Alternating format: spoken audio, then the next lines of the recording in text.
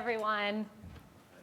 I have some really amazing panelists here that are going to come and introduce themselves. So I hear that you guys have already been talking about how important the space is in terms of providing a much needed value and meeting an unmet need in the market, as well as how big the market is itself.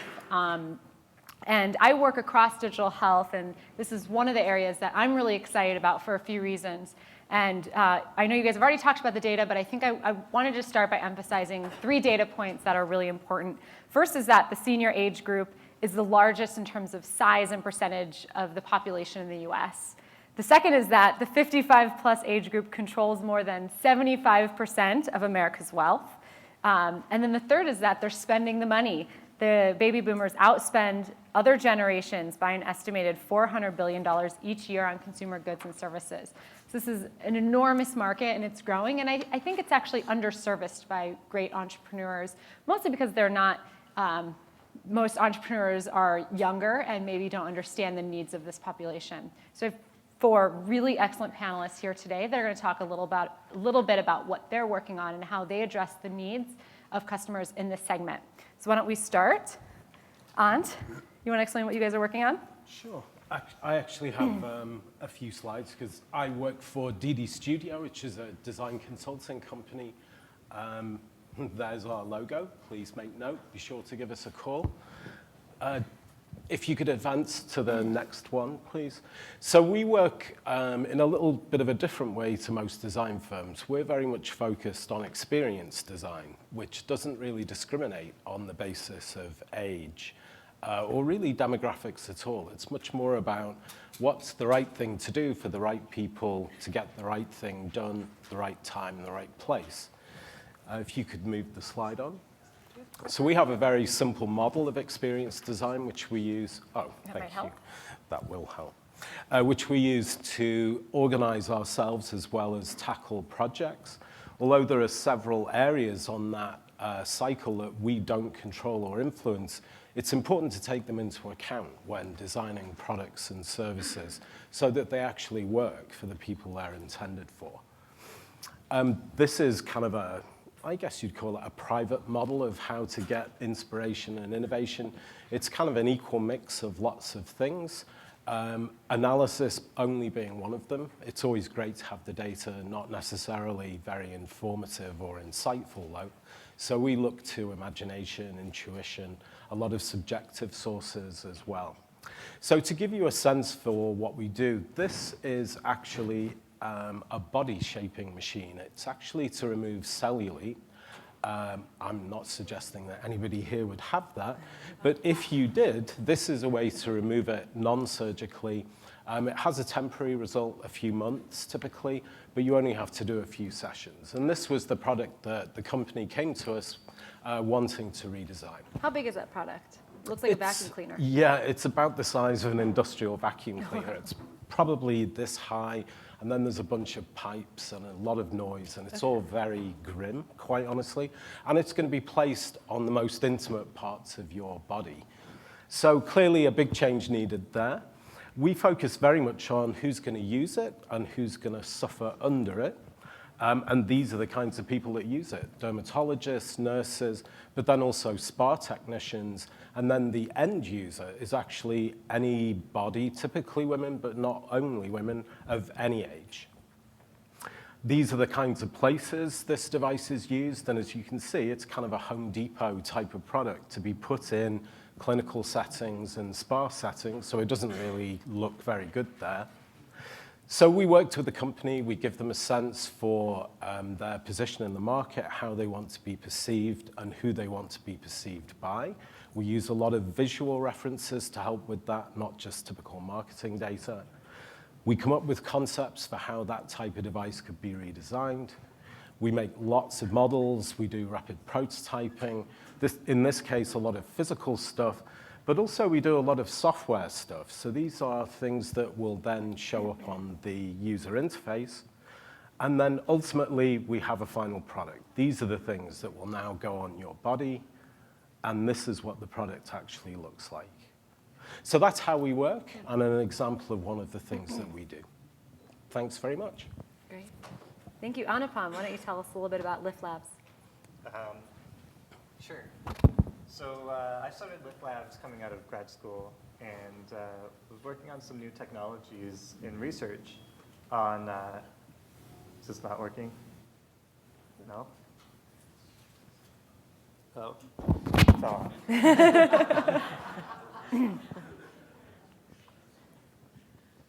I'll hold it for now. Yeah, so I came out, I was just saying, I came out of grad school, was basically in research working on some new technologies to help with human tremor cancellation. And so what I could talk about today is really how to bring something out of R&D into an actual consumer product. And to give you an idea, so on the slides here, we can kind of, we can just show you exactly what the product is, but the problem we were really trying to solve is to help people who have tremors. So you can think of people with Parkinson's or essential tremor who, despite, trying to do simple things like eating and drinking, the tremor actually gets in the way and really prevents that from happening. And this causes a huge amount of frustration for a lot of people. Our product is a handheld device that will actually detect the person's tremor and it'll move opposite to what the tremor does. And so this is sort of an active cancellation. It's a new technology. It's kind of the first of its kind that's really available to be used every day. And you can put simple things on, like a spoon. That's the first thing we're really shipping with, but we're working on this year many different attachments, so different sorts of eating utensils, so things for daily living, personal grooming, things like that. This next video just really illustrates how the device works.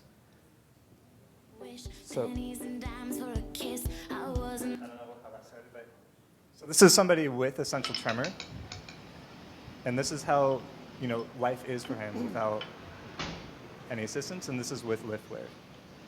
So you can see, it cancels most of the tremor out, and he's going from being unable to feed himself to actually being able to do that.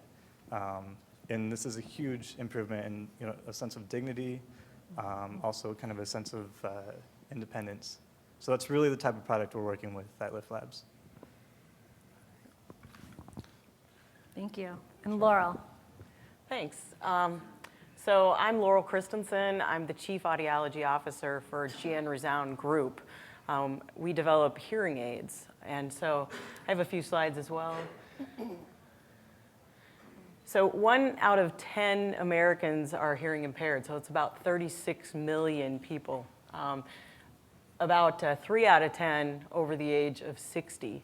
But when you look at the entire population, about 50% are below the age of 50, 50% that are hearing impaired are over the age of 50. So today, hearing loss is one of the biggest problems with quality of life as people get older.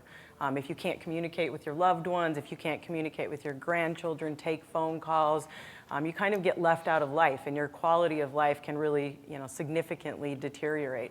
So the solution is hearing aids, and modern hearing aids today work very well. The sound quality is good. They have really good processing to help people hear. But when we went to develop a new hearing aid, we said, hey, what if you could control your hearing aid directly using your iPhone or your iPad or your iPod Touch? And we said, what if you could stream your telephone calls directly to your hearing aid? What if you could have video and audio and really anything that comes out of an iPhone, have that in your hearing aids directly, kind of like wireless stereo headsets that your hearing aids could turn into? What if you could use an app to actually do some personalization and customization of your own hearing aid, of your own hearing aid settings? So that was the design problem that we wanted to solve in R&D. And so we've actually introduced here at CES the ReSound Lynx. So this is a hearing aid. It's a great sound quality hearing aid all on its own, but it's also made for iPhone. So it does turn your hearing aids into essentially wireless stereo headsets, and everything audible from an iPhone goes into a hearing aid, and you can control the hearing aid. So an app comes with it. You can change the different memories of the hearing aid. You can change the volume control. You can do find your hearing aids with a find your hearing aids. You can even do That's a great idea. bass and equalization, so you can do treble and bass control. And you can go into an environment and you can geotag it. And every time you go back in, it'll say, hey, you like your hearing aid set up this way last time you were here. Would you like it set up that way this time? So anyway, it's lots of control that has never been there before and very discreet because there is a stigma with wearing hearing aids. But if you're just on your iPhone, like everybody else in America, and no one knows you're controlling your hearing aids, it's very discreet. No one even knows you have them on. So, you know, it will, I think, help people to, you know, do something about their hearing loss that maybe haven't done something about their hearing loss today. So this is the last slide. When we go to design hearing aids, you know, there's a lot to think about. But one of the biggest things to think about is, are they durable? Are they going to last? So hearing aids now are nano-coated. So that, you know, you don't have any water problems with them or sweat problems, and those are part of the design things we have to do to keep them, you know, to last over, you know, 5-6 years in the life of a hearing aid. So, Can you buy these today, or can you buy this today, or is it still in production? You'll be able to buy it this quarter. We're releasing it a little bit later this quarter. Very cool. Congrats on the launch. Yeah, thank you. Great. Jay, last but not least. Hi. So I was actually on the session before, and we talked quite a bit about Breezie, and there's a Shark Tank with 10 ARP members. So I won't go into a lot of detail on the product and probably save time for Q&A later. But essentially, I would just say, in the interest of, you know, the session we are about to get into, is when we looked at Breezie, the central problem was really that, which was of relevance, of how do we make the internet relevant for an older person so that they're not afraid of getting online, they don't feel indifferent towards it. And really, it was about saying, if you map the customer journey from not being online, and I'm including people who are probably sending an email once a month because their son or daughter is sitting next to them, as not online, to being actively online, then we really went about looking at each part of the problem, or, you know, each stage of that customer journey, and addressing that by saying, what are the tools we can give to a family member so they can customize things much more easily for their you know, older parent, but also make the overall experience highly relevant for a older person, not just to start with, but to, you know, keep using it on an ongoing basis. So it's very easy, I think, to get your parents online. It's very hard to keep them online. And it's really about, you know, doing that. So that's, you know, I've talked about the product before in the session before, so I think I'll end on that. Yeah. So how do you overcome the fear and indifference that this generation has towards technologies? Maybe they've been burned in the past or had a negative experience in the past. How do you guys instill trust in this group? So I think, you know, the key thing is about really getting the, you know, the relevance going. So I've just put one slide in. So you can show a Facebook icon all day long to grandma, and she'll be still scared of tapping on it. But you show her a picture of a family member, and it's immediate. It's a human reaction to say, that looks like my son, or that looks like my daughter, and tapping on it. So it's about really taking what a very impersonal iPad-type screen looks with hundreds of icons and making it, you know, very relevant for a person. And you learn that through user testing and... And I mean, this is the fifth iteration, but we have to go through every single thing. Like, you know, older people have longer nails. They use nails to control the interface, which doesn't work on touch screen, so they get frustrated. So how you place the angle of the touch screen is also important. So we had to choose cases which worked, you know, with the tablets. So there's a lot of minute learnings which have gone in. Or, you know, a lot of people can't really do swipe actions, so you need to have things to be able to, for them to, you know, toggle through rather than just use pinch and zoom and all that, which we are comfortable with, but a lot of older people don't have that concept. They'll actually get scared and they'll put it down if they find something is suddenly expanding and, you know, shrinking based on their touch. How old is the oldest person on your team? The oldest person in our team is 46. Okay. So not necessarily a user. So you guys do a lot of testing and bringing in these groups. I mean, we've spent a lot of time sitting in our, you know, moms and dads' dining rooms and living rooms, downloading pictures we had sent to them 3 months ago. Yeah. And, you know, downloading apps on their iPads and others. So I think there's a lot of personal insight that has also gone in. Now, do you think when you're that age of your mom or dad, you would need a technology like this? Or is there also a generational difference based on when you started using technology? I think both, but I think we'll need that because I think the central problem we are trying to solve is the speed at which technology is evolving is much, much faster than the speed at which one can learn at that age. So the digital divide has just not happened. It just gets created because you can't keep up after a while. So today, my grandma or my grandparents will have challenge with Facebook and Twitter. I'm sure I'll have challenge with something else which hasn't popped up yet on the I have internet. challenges with Snapchat. There you go. So, The picture always disappears. I don't know. All right, let's switch gears a bit. Laurel, Anupam, you guys are both building hardware for a group. Let's talk a little bit about the development process because hardware is really expensive. So for R&D, how do you match? Wow, they're having way more fun over there. That's not fair. How do you guys calibrate between building a prototype, testing it out, sending it to manufacturing, doing your first run? Because you kind of have to balance the testing the product with building the product since it's so capital intensive. We have prototype labs at our company where Okay. they can build early prototypes from right away. So when they have a first case of a hearing aid, they'll look at it. It gets sent to Audiology for testing. And we'll look at it and say, no, we can't push this button. We can't, this is not a user-friendly design. This piece doesn't work very well. So we have to think about who we're designing this for. I mean, hearing aids are getting smaller and smaller and smaller and smaller, yet this population has manual dexterity issues. So you have to think about that. Being able now to control a hearing aid with something this size is a whole lot easier for the older population than fiddling with their hearing aid that they used to. But we still have to look at that for the hardware.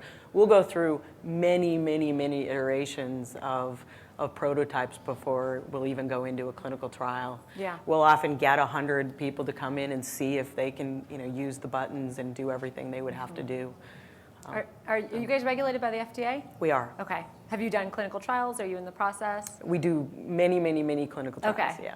And what's been the outcome from those? Yeah, we know, when a hearing aid is ready for market. Yeah. We have very normative data. We know if we've improved something.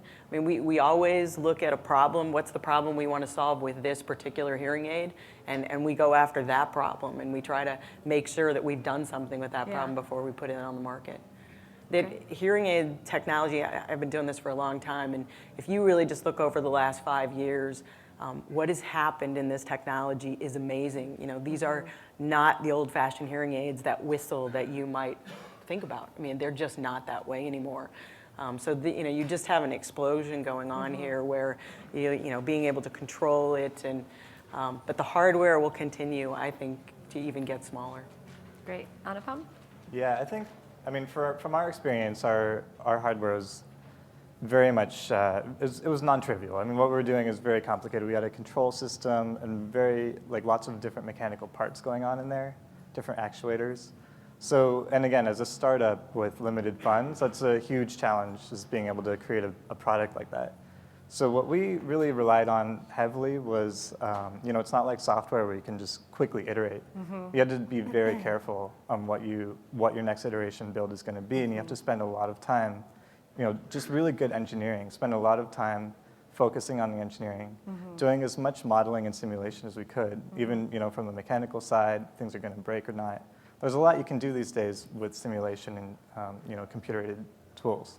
So we focused a lot on that. And then again, rapid prototyping, so that's a new thing or 3D printing, as a lot of people know it. That's a new thing, it's a new tool for us, so we relied heavily on that. Constantly getting user feedback. So we focused a lot on the patients and from some of our local support Even groups. when it was just a plastic 3D printed version of it? The first, you gave it to the patient? first thing I showed to a support group was a plastic picnic spoon glued to a motor. And they didn't know, initially when they saw it, they had no idea what was going on. But then once they actually saw it working, that was, kind of the difference that was made. And they were just, totally willing to work with us. And over a year, we went from that plastic picnic spoon to the device, which I actually have. So if people want to see it, I can bring it out after the talk. But yeah. Very interesting. Yeah. So let's talk about pricing a bit of products in this space. Do you guys think about this as the way anyone would price a product, hardware or software? Or is there something else you need to take into account given that this group might have Medicare that could pay for things? You might think about reimbursement, thinking about the fact that, as I mentioned earlier, they spend more of their wealth. How have you guys decided pricing schemes? Maybe we can start with Jay, how you guys price. I think pricing is challenging in this particular segment, I would say, because it kind of also depends on who your customer is, because the customer could be the actual user, or in our case, the customer could actually be a son or daughter who's buying a Breezie for their moms or dads, and it's about the pain point they have as much as the pain point mom or dad has in terms of, so, who's going to pay becomes a key issue in terms of the overall pricing. And I think even pricing models. So we did a ton of research, feedback from people who didn't want to do subscription models. So we said, well, that's great. So it means they want a one-time payment option, and then it came out that actually they like the security of a subscription model as well. Yeah. So it's such a hit and miss. So I think we are really thinking much more about pricing on the value add we create for all parties. And yeah, so I think variable pricing, giving options in terms of you can pay one time, you can pay on an ongoing basis, gifting propositions, so son or daughter can buy it. You can't buy subscription as a gift because it's hard. So you have to really think through all these things. So we are thinking and making it very, very sort of flexible so people can buy whichever way they feel best. Dying to hear how much these ear aids cost. The hearing aid development, when you actually look at a hearing aid and you think how much it probably costs to produce, you wonder how they could be so expensive. But when you really look at what goes into designing a hearing aid, I mean, we design our own chip. We have to have our own processor in there. There are 300 people in R&D in the company I work for. Wow. So to develop a hearing aid is not a small task, even though what you see at the end might, not look. So, these are very premium products in the thousands of dollar ranges, anywhere between, $2,000, $3,000, $4,000. But reimbursable. Yeah, sometimes they're covered.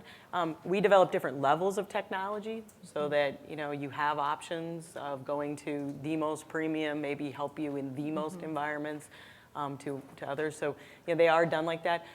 From our perspective, we sell them to people who dispense hearing aids, so audiologists and hearing aid dispensers, and then they sell them at a retail price.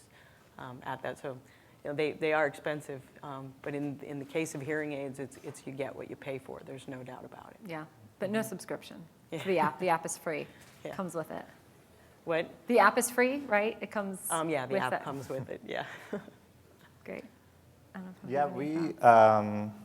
we had to think very hard about how we were going to price this because we are a startup. We needed to be able to sustain our future R&D and pay our bills. So we ended up pricing Liftware. It's pretty reasonable still. It's about $295.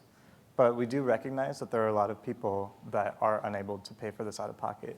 And so we've done various things to help. We've done a 30-day trial period. If it doesn't work, we just send it right back to us. We are also taking donations. So we've raised quite a bit of money just from people wanting to help. And we've just opened it up to, even if it's a few dollars, that goes towards products that we actually partnered with some of the international tremor foundations to deliver these products to people who are, in economic hardship. But yeah, it is something we are continuing that conversation with, and we're continuing to work towards. Great. Yeah. Now, and you work with tons of companies for years. What are some of the things that we can learn today from those companies that you've worked with that have gone on to be very successful versus those that were maybe just a fad or just didn't really pick up mainstream excitement? I think this is true in any market, not just markets for people over 50. Typically, somebody comes to us and says, I have a fantastic idea for a widget, and we want you to make it look pretty, and then everybody will win. You build it, the people will come and they'll buy it. And that's the first big mistake, because that's not how it works. Products that have been really successful, whether or not we were involved in them, are products that either solve an important problem and do it well, or they enable or empower somebody to do something they couldn't do before, either literally a new thing that they didn't know they couldn't do, or to do something they're already doing, but to do it much better, faster, cheaper, whatever it might be.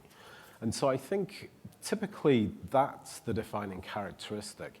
The companies that have actually thought through what matters to the people they're going to try and sell to versus the companies who are actually so delighted with what they've developed or partially developed that they really just want to get it out there.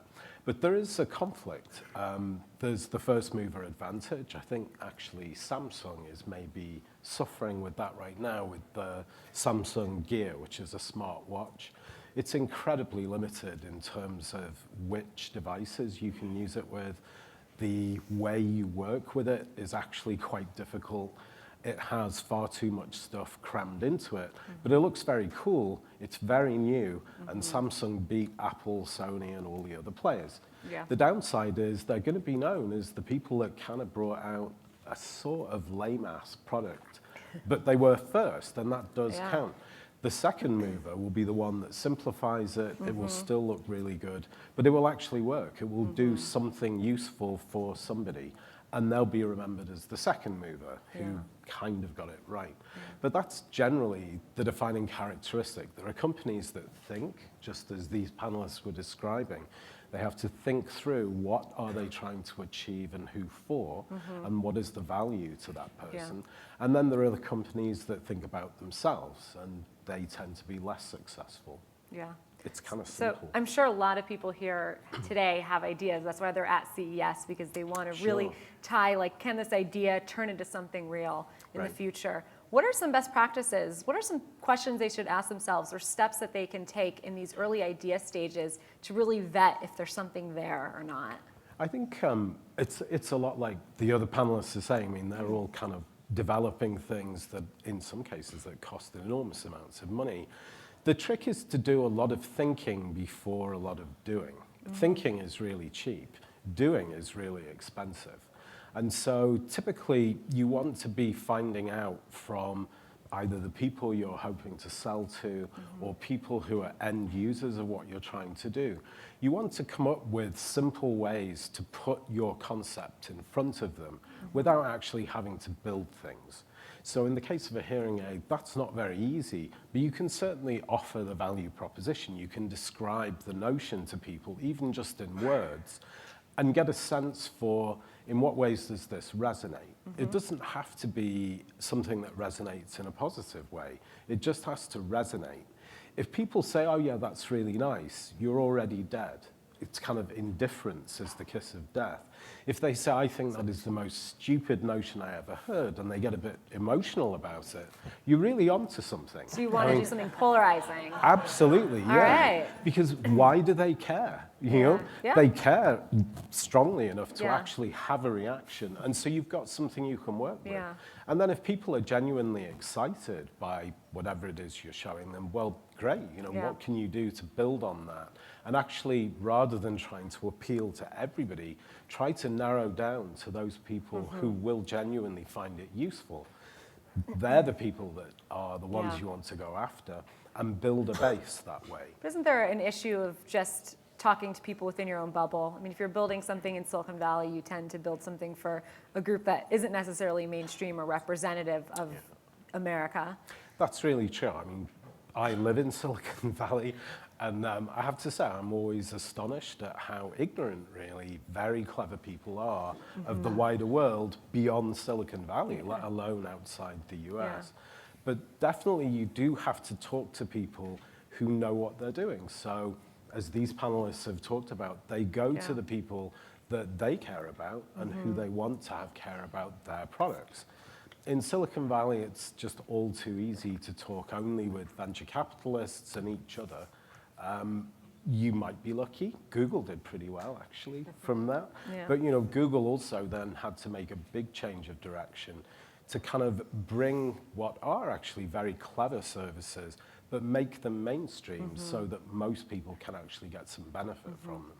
most Google services start as experiments and stay that way for years and years. And many of them fail. And many of them fail, but the ones that succeed on a pretty epic scale. I mean, Will Google Glass Ma- succeed? Yeah, that's a tough one. Here on stage at CES, predict for us. Okay, Google Glass will not succeed in its current form, but I don't think Google wants it to. Okay. You know, it's kind of like Samsung's not Driving very cars will, smartwatch. I think Please. smart cars have a real future, yeah, but not yet. Yeah. Google, it's like who's going to sit there and fold their Be the arms first and ones. trust it, Yeah. you know? There has to be a lot of time passing before people will do that. Yeah. So maybe for the other panelists, what sort of indicator did you guys have that made you go from idea to jumping in and starting a business? It was, for me, I was still a student when I had the, I mean, I was working on the technology, had the idea, but it wasn't until I actually, maybe to contradict you a little bit, was talking to an investor who, I was at his house, you know, just having dinner, and he asked me what I was working on. It's, you know, boring conversation, what you're doing at school. And then I told him, and he's like, you need to do this. Like, you need to make it This is into one a product. conversation. And he's been helping us this whole time. So it's really, you know, some of these people just Yeah. step up and help so much. I mean, I wouldn't have been able to do it without him. Yeah. So, yeah. And Jay, any? Look, I'm a serial entrepreneur, so I think my motto is much more of, if in doubt, do it. But I think, rapid prototyping does help. I mean, we are a 2-year-old company now, but our first prototype, which was used by real users, was built in 3 weeks. So the first 3 weeks of the company's life, we built a prototype. It was given to real users, and we've been building, you know, various iterations since then. But I think you can get immediate reaction from a much wider crowd quite quickly, thanks to, you know, all the advances in technology. So you can do that. So that's what we did essentially. Have you done any of the online surveys that reach out to large groups of people? People tend to, especially in this segment, I think, tend to lie on those surveys a lot. Really?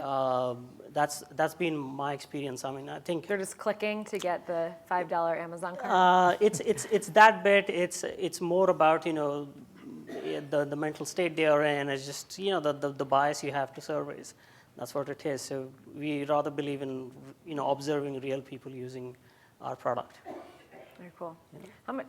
All right, so we've got 10 minutes to take questions from the audience. I hear this is kind of a quiet group, so I can continue to ask questions, or we can hear from you guys.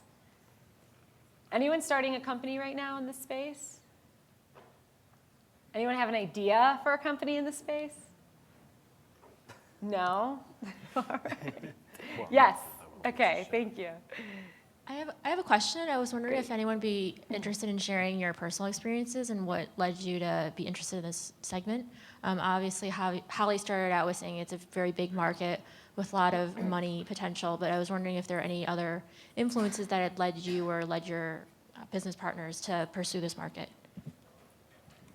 Sure. So if you want, I can start. I mean, I think the thing I often quote is it took me 3 years to convince my dad to get online. It took my newborn son 3 days to convince him to get online. So it's, you know, that was sort of my personal thing about really making it relevant for a person. So that's, you know, so absolutely started with my parents, but like Halle said, I think, you know, you have to go very quickly out of your personal experience to think about a much broader audience before you build something. So I think personal experience is important. But I think it can be really dangerous in a startup because you're very biased towards what your parents think and how they act.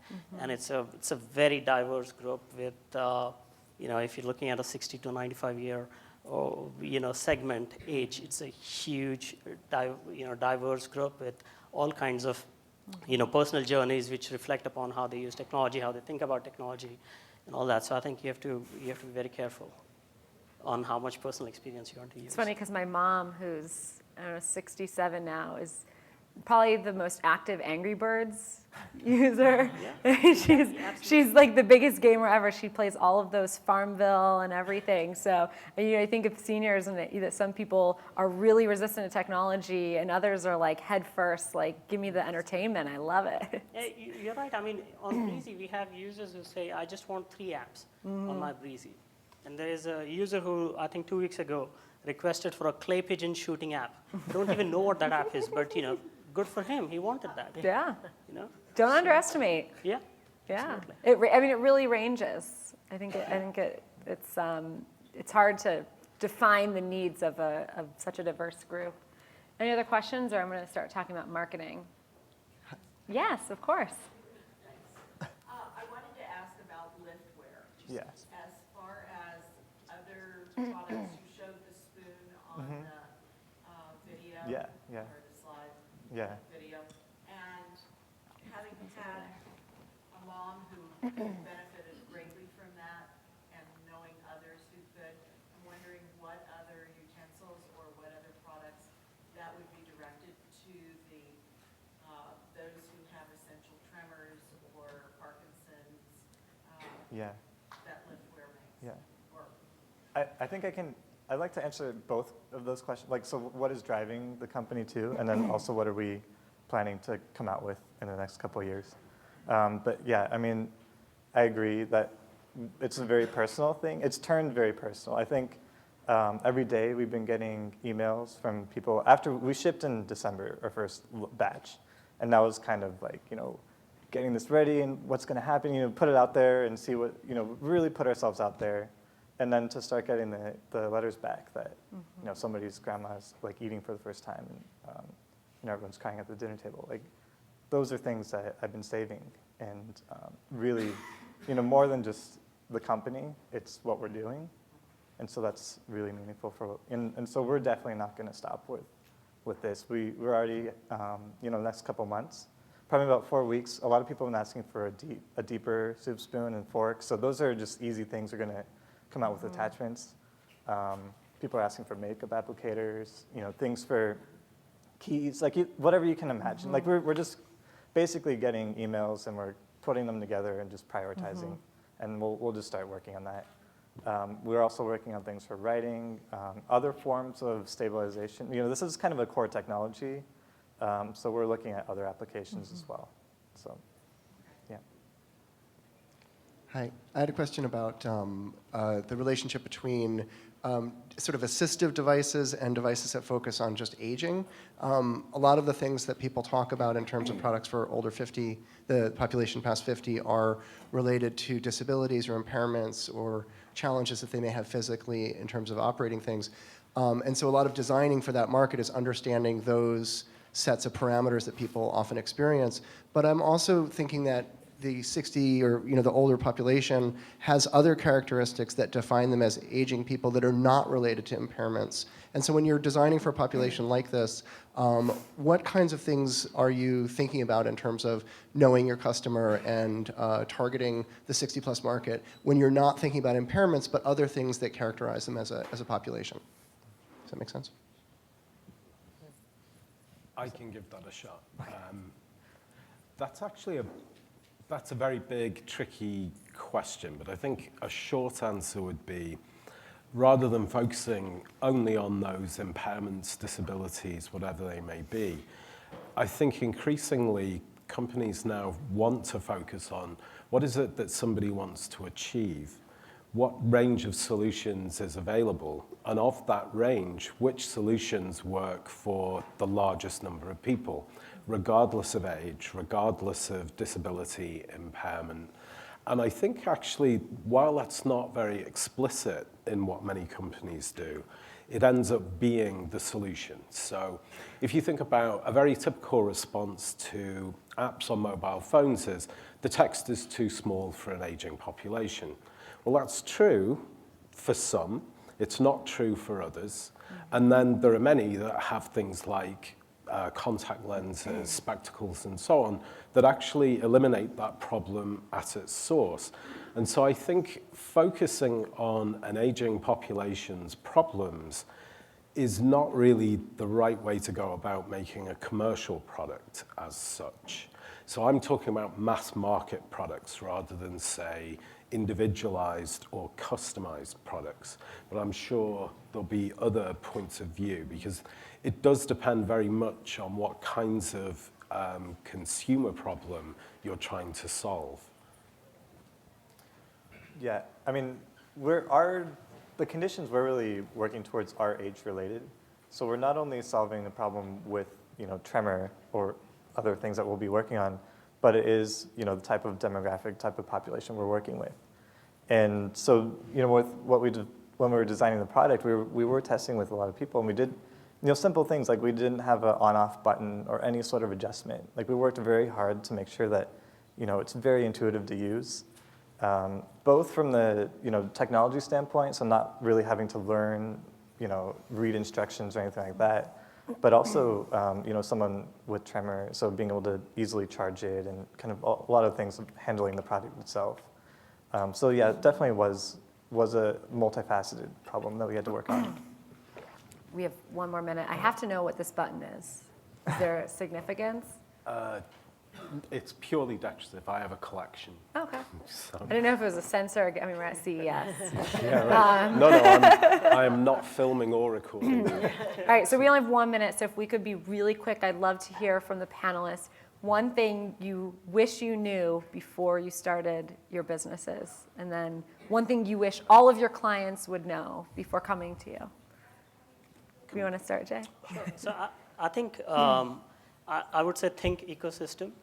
And to expand on that is basically, although we are solving a particular need, the person we are talking about has a 360-degree view. They have other products, so you have to really start thinking very quickly about how your product sits with all the other things they use and the facilities they use. And I wish we knew that, when we started off. Obviously, we learned it, quite early on, but not day one. So. Got it. Yeah, since I didn't start a business, I work for a company. But, I think, I would just say that, I guess I wish I would have known more about hearing loss from the get-go, but it is just, you do acquire more knowledge as more you work with people over time. Mm-hmm. The last question about designing, I mean, you have to really think about designing something very simple that's going to be very easy to use, and it has to solve the problem. I mean, those are the keys for this demographic. Avoid scope creep. Yeah, exactly. I think I wish I knew not to try to do everything myself. So that was, really, really I mean, early on, we had a very, very small team. So we would have done a lot. We have a very small team now. Just there's lots of people that want to help, and I think just relying on others is really important. Yeah. I think, so this is a sort of more broad point perhaps, but I think the one thing I wish I'd known was that it really isn't possible to devise a recipe for success. I mean, especially now as a consultant, I have worked in a lot of different domains, but as a consultant, there's a presumption that you will solve the problem, which I think is great for business, but it's not necessarily true. And very often, knowing which problem to solve is much harder, actually, than coming up with solutions. But I think that's probably the one thing I wish I'd known, was that there is no recipe for success. All of business involves risk. The question is, how much risk can you take on? And if more of our clients understood that, I think we would all be happier, not just me. Great. Well, thank you guys for coming out here today and speaking to this audience. Maybe if you guys could meet outside afterwards, if anyone wants to follow up individually with any of these guys, and let's give them a round of applause.